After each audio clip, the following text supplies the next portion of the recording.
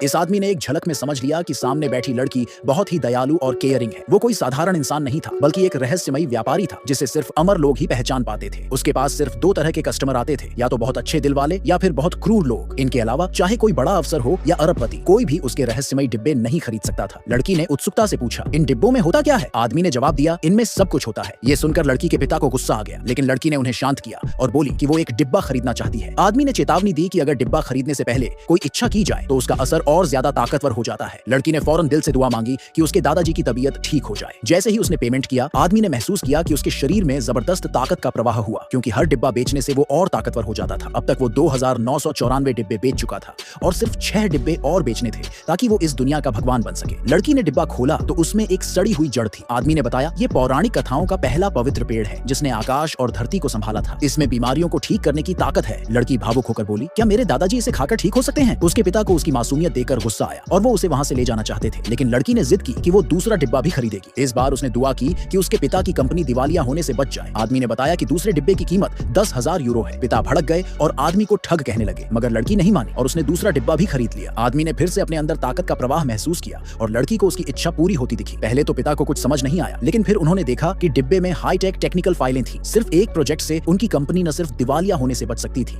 बल्कि तेजी से तरक्की भी कर सकती थी। मगर आदमी ने कहा कि लड़की की किस्मत तो बस नॉर्मल है, उसने अब तक कम वैल्यू वाली चीजें ही निकाली हैं। पिता हैरान रह गए। उनके लिए तो वो दस्तावेज पूरी जनरेशन बदलने वाले थे और आदमी उन्हें कमजोर बता रहा था। भीड़ ने भी आदमी पर शक करना शुरू कर दिया, लेकिन लड़की का उस पर भरोसा कायम रहा। उसने तीसरे डिब्बे की कीमत पूछी। आदमी बोला 10 लाख यूरो। लड़की थोड़ा झिझकी, लेकिन उसके पिता ने तुरंत फोन निकाला और कहा कि चाहे कीमत 1 करोड़ हो, वो खरीद लेंगे। मगर आदमी ने साफ कहा कि पिता खरीदने के काबिल नहीं है। तो लड़की ने अपनी बचत से 10 लाख दिए। उसकी इच्छा थी जल्दी ही अपनी जिंदगी का सच्चा प्यार पाना। डिब्बा खोलने पर उसे मार्शल आर्ट्स का मैनुअल मिला। भीड़ हंस पड़ी और पिता को शर्मिंदगी हुई, लेकिन लड़की उत्साहित हो गई और फौरन उसे पढ़ने व प्रैक्टिस करने लगी। उसने अपनी पूरी ताकत शरीर में समेटी और दूर पड़े एक कचरे के डिब्बे पर मुक्का मारा। सबकी आंखें फटी रह गईं जब वो डिब्बा टूटकर गिर गया। अब आसपास के लोग दौड़ पड़े अपना डिब्बा खरीदने, लेकिन आदमी ने जोर से चिल्लाकर उन्हें रोक दिया। लड़की चौथा डिब्बा लेना चाहती थी, लेकिन आदमी ने मना कर दिया। उसका नियम साफ था, एक इंसान एक दिन में सिर्फ 3 डिब्बे खरीद सकता है और वो हर बार अलग जगह प्रकट होता है, यानी फिर से मिलना किस्मत पर निर्भर था। लड़की मजबूरी में लौट गई। तभी एक अमीर लड़का अपनी गर्लफ्रेंड के साथ आया। आदमी ने उन्हें फौरन पहचान लिया। ये वही अमीर आदमी का बेटा था जिसे उसने पहले डिब्बा खरीदने से मना किया था, और उसके साथ उसकी पूर्व पत्नी थी जो पैसों की लालची थी। जैसे ही उन्हें पता चला कि किसी ने मार्शल आर्ट्स का मैनुअल निकाला, लड़के ने घमंड में पूछा, तो अब मैं खरीद सकता हूँ? आदमी ने महसूस किया कि वो अच्छा इंसान नहीं है, लेकिन बोला, हाँ तुम खरीद सकते हो। लड़के ने तुरंत इच्छा की कि उसका बाप कमजोर और बीमार हो जाए और सारी दौलत उसे अभी मिल जाए। तभी डिब्बे से काली रोशनी चमक उठी।